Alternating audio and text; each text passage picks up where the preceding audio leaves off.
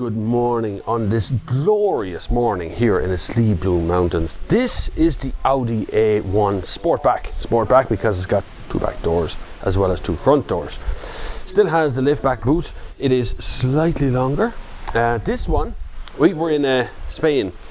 You may have noticed the last time when we had the Audi A1 Sportback, and I tested a 1.4 litre petrol with the cylinder shutdown thing. But I thought I'd get much more closer to what we have here.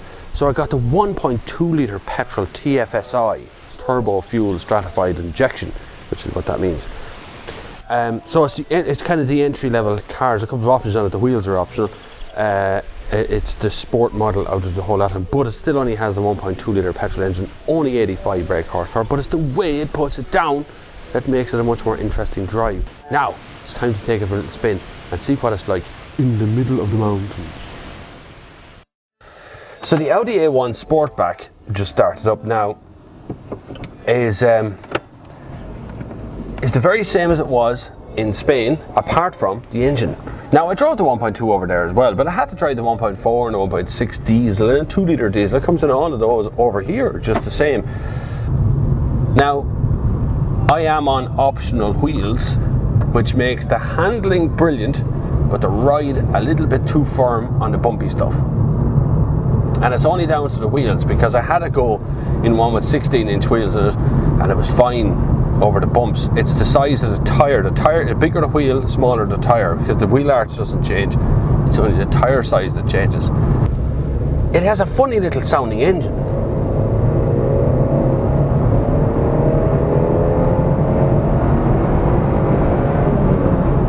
Sounds great. It's like a little terrier.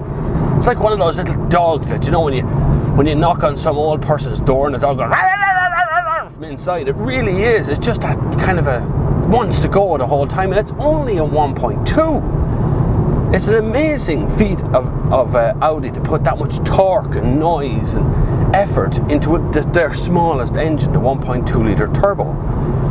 Now it has a turbo. It's a small one, but it's a turbo. It gets it going.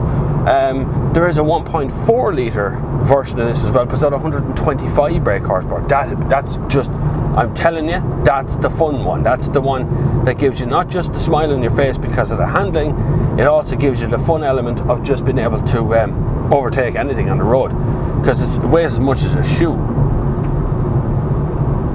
Now, I do like a well-sorted Audi, and usually it's the Audis that have the most kit that impress the fastest. So when it has Quattro, a 3 litre diesel, you know, all the kind of big stuff that goes with it, it gives the most impression. Whereas this little one, this is deadly.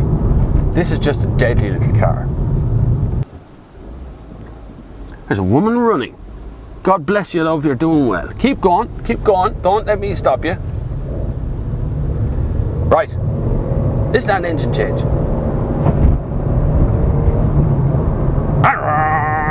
It's deadly, it sounds like a little race car.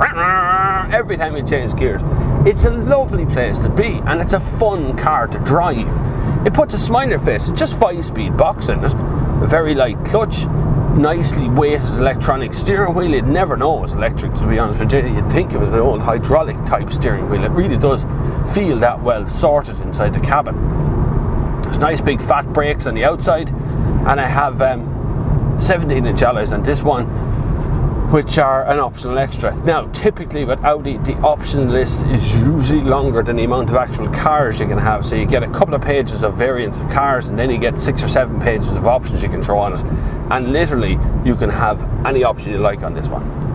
Now, this one has Bluetooth. It has a very decent stereo built into it. It also has this full trip computer in front of me, and I have remote controls on the steering wheel, including voice control. I don't have sat-nav, and I do have manual air conditioning. Manual air conditioning is actually my favorite air conditioning, because if you want cold air, you press a button. If you want normal air, you press the button. That's it. It's pretty straightforward.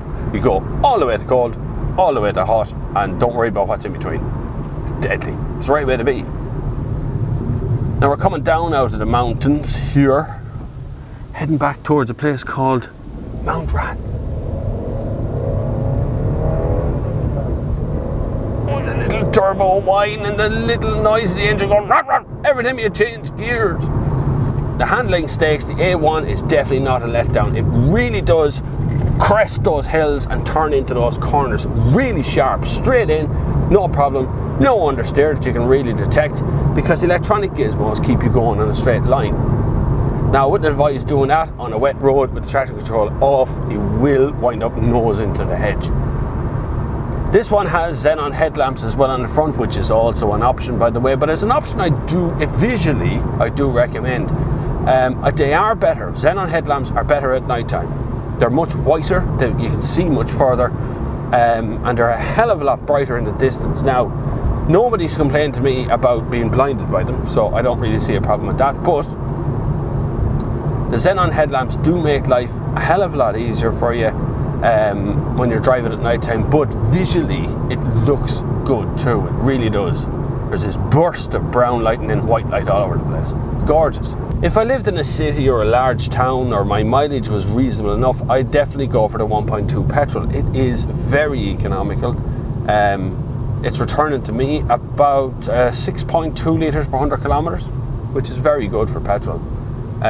If I was a much higher mileage person, I'd probably go the 1.6 diesel or the 2 litre diesel if I really, that's a lot of torque and a lot of power. It is a hell of a lot of fun, but you do run out of revs very quickly. The 1.4 petrol is superb, absolutely superb.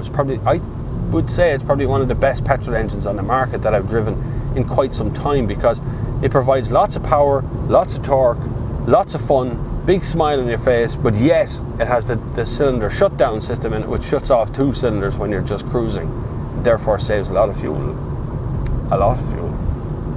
But the A1 is an incredibly well sorted piece of kit. It is available in showrooms right now, the Sportback version. It's possibly not as big as you imagine it's going to be, because it is the smallest of all the Audis, and therefore comes with that handicap of being fairly small on the road.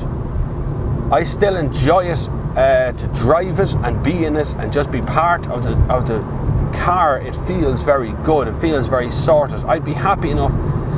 This would probably suit me very much if I was single, wanted to impress somebody, trying to get into my first Audi ever. That's where you'd be very impressed by a car like this then, because it has everything I need from a car of its size. So get along to your Audi showroom, have a look. The Audi A1 Sportback starts at just over 19 grand. So it's a very reasonably priced Audi. Very reasonably priced, and even in the bottom of the range one, you get a decent amount of kit. Give it a shot, see what you think, and I shall see you next week.